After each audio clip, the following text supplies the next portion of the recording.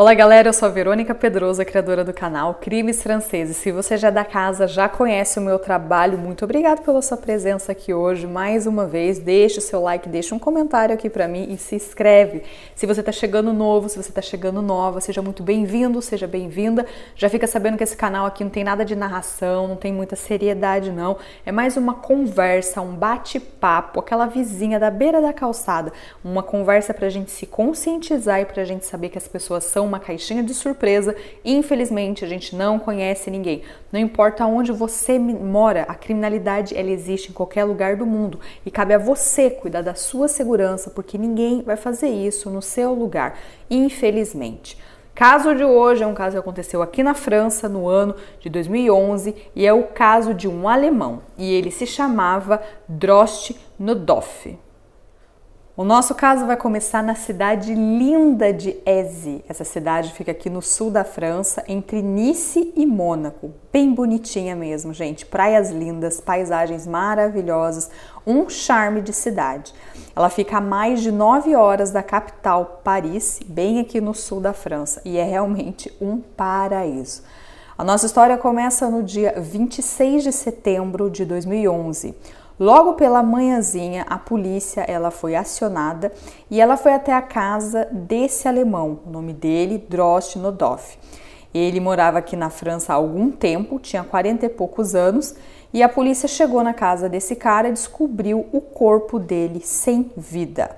O Drost, ele morava numa casa bem grandona, num bairro bem chique dessa cidadezinha de Ézi. Ela tinha vista para a praia, tinha piscina, era uma casa bem boa. O Drost, ele morava nessa casa de aluguel e quem encontrou o corpo do Drost em primeiro lugar e acionou todas as autoridades foi o proprietário dessa casa. Ele que encontrou, né, o locatário dele, o Drost, e chamou as autoridades. O proprietário, ele conhecia o Drost bem e ele sabia que o Drost era um cara assim sem problemas. Ele era super discreto, sempre sorridente, nunca deu problema com a vizinhança. Ao contrário, os vizinhos gostavam muito do Drost. Ele era um cara muito legal, sempre de bom humor, tentando ajudar. O Drost, ele foi encontrado, ele estava pendurado na sala de jantar, uma corda bem forte no pescoço. Logo que eles encontraram o Drost, eles tiraram ele rapidinho, cortaram a corda, tentaram reanimação no local, mas o Drost já estava, infelizmente, sem vida. E foi dessa maneira que a polícia chegou e descobriu o corpo dele. Nada pôde ser feito, ele morreu no local. A polícia então começou a olhar um pouco ali, né, a casa, e viu que tudo realmente parecia estar no lugar. A casa não estava desarrumada, não tinha sinal de arrombamento, não tinha sinal de bagunça, nada. Mas será que o Drost ele tinha realmente tirado a própria vida? Mas por que ele fez isso? E não tinha nenhuma explicação, não tinha carta, não tinha nada. Geralmente, quando acontece isso, tem alguns sinais antes. E não teve nada disso. Então, alguns exames começaram a ser feitos, né, desde o dia seguinte ao corpo ser encontrado. Na autópsia, minha gente, o médico legista ele percebeu que o corpo tinha uns hematomas que não eram compatíveis com o enforcamento. Ele tinha marcas nas costas e na panturrilha, como se ele tivesse deitado no chão. E ele foi encontrado pendurado. Então, esse médico legista falou, olha, tudo bem, né? Foi encontrado dessa maneira, pendurado, mas não está coincidindo com os hematomas que normalmente a gente encontra numa pessoa dessa maneira. Os nós da corda, eles eram bem simples. E com o corpo se debatendo, né? Os médicos, os especialistas, eles disseram que essa corda, ela teria se aberto o nó, né? E o corpo teria caído no chão, porque o Drost, ele era grandão, ele tinha mais de 100 quilos. Então eles acharam estranho, porque só esse nozinho aí segurou esse corpo todo se debatendo, muito estranho. Vendo todas essas incoerências, eles começaram uma investigação. Porque sim, parecia um suicídio, mas estava bem estranho. A polícia, eles tiveram que informar a namorada do Drost, gente. Ela morava lá na Alemanha. E quando ela recebeu essa notícia, ela ficou muito triste, muito chateada e ela não acreditava nessa história que ele tinha tirado a própria vida. Ela dizia que não, que ele tinha muito medo de morrer, que ele queria viver, ele tinha uma vida muito boa, ele trabalhava com o que ele gostava de trabalhar, tinha uma empresa de eventos e ele vivia bem, tinha a grana dele. Então, não fazia nenhum sentido para ela. Christine era o nome dessa namorada do Drost. Ela falava pra polícia, não, isso tá errado, tá incoerente. Não foi isso que aconteceu. Mais uma coisa pra polícia ficar com a pulga atrás da orelha. 10 dias depois, no dia 6 de outubro de 2011, um dos irmãos do Drost, que estava na Alemanha, ele entrou em contato com as autoridades aqui da França e ele contou uma coisa que foi bem importante para a polícia. Um dos irmãos disse que a ex-namorada do Drost, o nome dela era Grid Bergman, ela era alemã, ela recebeu uma carta de adeus do Drost. E juntamente com essa carta, um testamento, onde o Drost estava deixando todas as coisas dele, os bens e o dinheiro, para ela. Mas isso era muito bizarro, pois ela era a ex-namorada do Drost. Por que ele estava deixando as coisas para a ex-namorada e não para a namorada atual, a Christine? Então, era coisa estranha em cima de coisa estranha acontecendo. Então, a polícia foi arquivando tudo isso e a investigação continuou. A polícia olhou a caligrafia da carta, né, que a ex-namorada Grit tinha recebido, dizendo que deixava tudo para ela. E não era a letra do Drost, não, gente. Ficou claro com vários experts que não tinha nada a ver com a letra dele. Aí ficou aquela pergunta, quem que escreveu essa carta e por quê? Até então, ninguém estava sabendo de nada. Só pra gente se situar aqui, a Grit, ela foi namorada do Drost entre 2004 e 2010.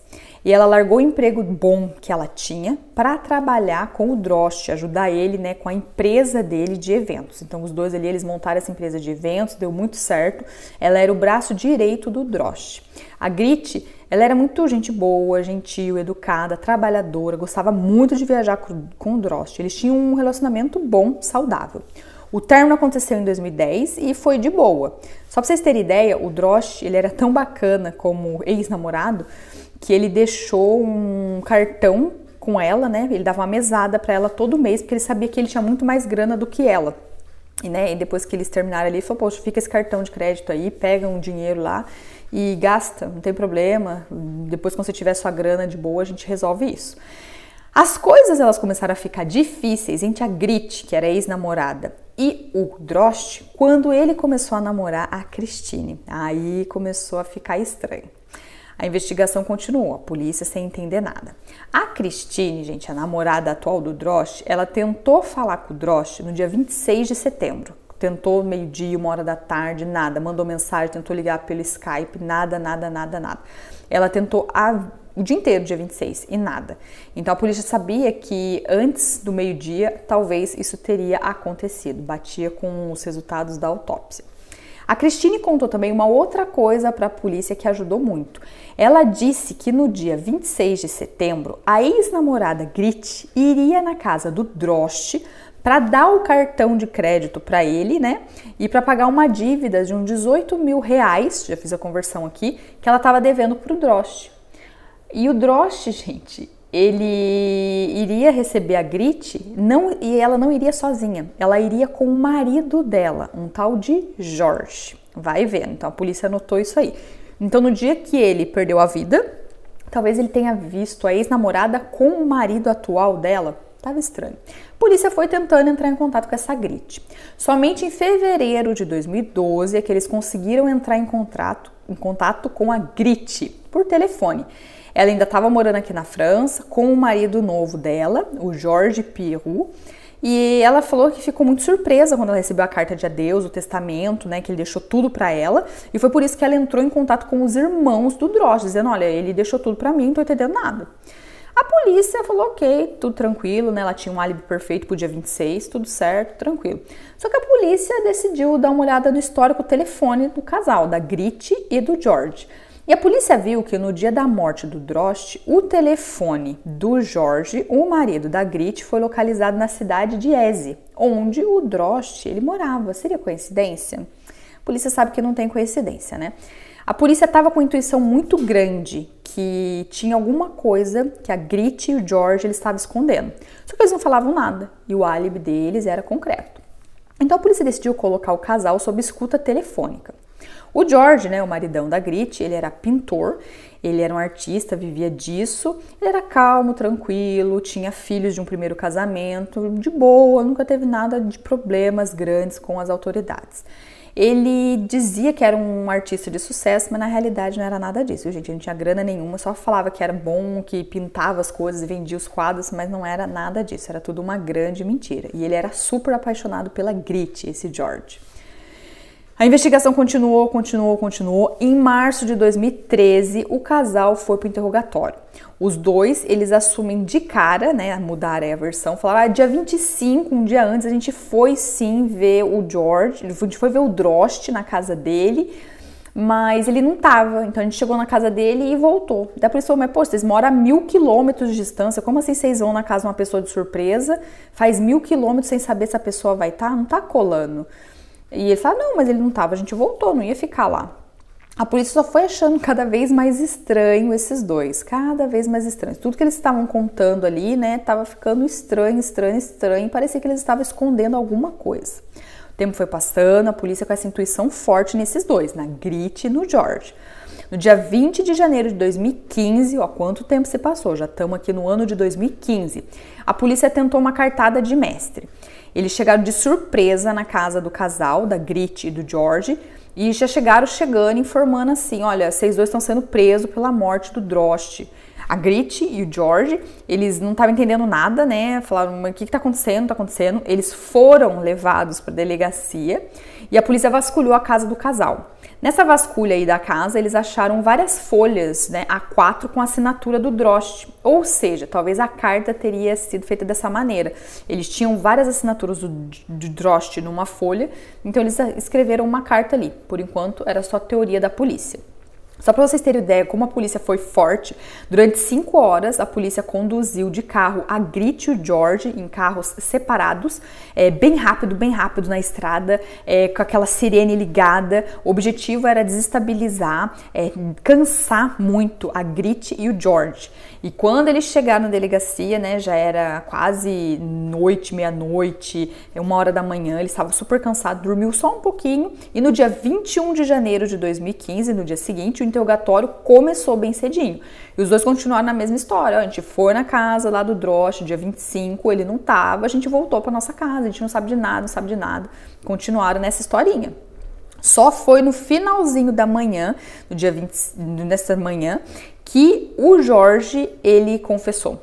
Sabe quando pega o cansaço, sem sono, a pessoa já tá no limite.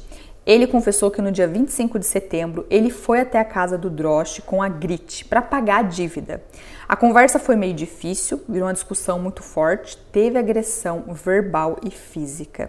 O George, ele empurrou o Drost, ele caiu e bateu a cabeça na quina de um móvel e foi assim que ele perdeu a vida. O George, minha gente, ele conta pra polícia que foi um acidente, que não era pra ter acontecido isso, né? Foi uma discussão que saiu do controle. Ele ficou com medo e tentou mascarar esse acidente num suicídio. O George, ele confessou tudo e ele sempre falava, a Grit não teve nada a ver com isso, foi um acidente e eu fiz tudo isso, eu tentei mascarar, ela me ajudou ali no pouco que eu pedi pra ela, mas eu fiz tudo que aconteceu com o Drost, a culpa foi minha.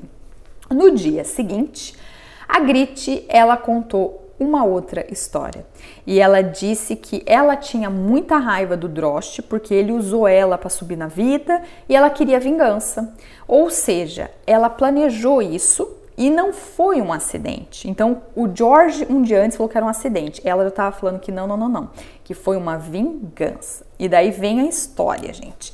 Dia antes da morte do Drost, eles compraram uma barra de ferro e a corda. O George e a Grit, né, o casal. Essa barra de ferro foi usada para bater bem forte no pescoço do Drost, na traqueia dele, porque eles pesquisaram bem, foi um crime pesquisado, foi um crime premeditado. Eles viram que marcas na traqueia, no pescoço, poderiam ser mascaradas como, né, corda no pescoço, suicídio. E foi dessa maneira que eles pensaram, então vamos usar uma barra de ferro, vai ter a marca no pescoço, ele vai perder a vida e a gente vai mascarar de uma forma, né, de enforcamento. O George, ele segurou a barra de ferro bem forte no pescoço do Drost e ele morreu dessa maneira, com uma barra no pescoço bem forte.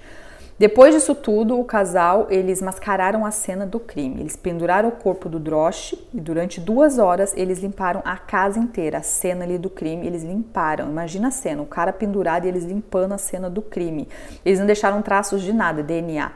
Quase foi mesmo um crime perfeito. E para vocês saberem, quem escreveu a carta de adeus, né, de despedida, foi o George, o marido da Grit. Os dois, depois dessa confissão, eles já ficaram presos. O tempo foi passando e o julgamento só foi acontecer em novembro de 2018.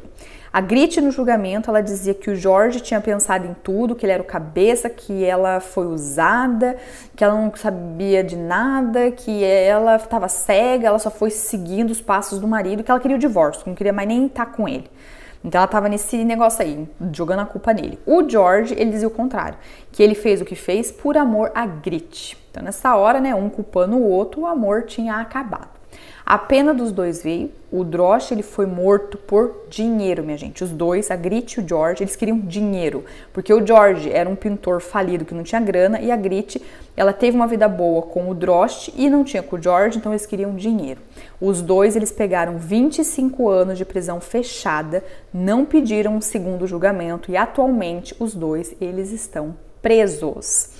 Esse foi o nosso caso de hoje, minha gente. Mais um caso aí pra gente pensar, refletir, ficar em alerta. Foi quase um crime perfeito. Sorte que o médico legista não foi preguiçoso e fez o serviço dele direitinho. E fez tudo passar como sendo um crime e não um suicídio. O Drosh, ele foi muito bom, bacana. Ele tentou ajudar a ex-namorada mesmo depois que tudo terminou. Ele não tinha mais nada com ela. Tentou ajudar ela financeiramente e olha o que aconteceu. O mundo está ao contrário e ninguém reparou, como diz a música, né? Os bons se dão mal. Infelizmente, é dessa maneira que está acontecendo. Então, abra o seu olho, cuide da sua segurança, porque, infelizmente, a gente não conhece ninguém. Obrigado pela sua presença até aqui e até o próximo caso, gente. Tchau!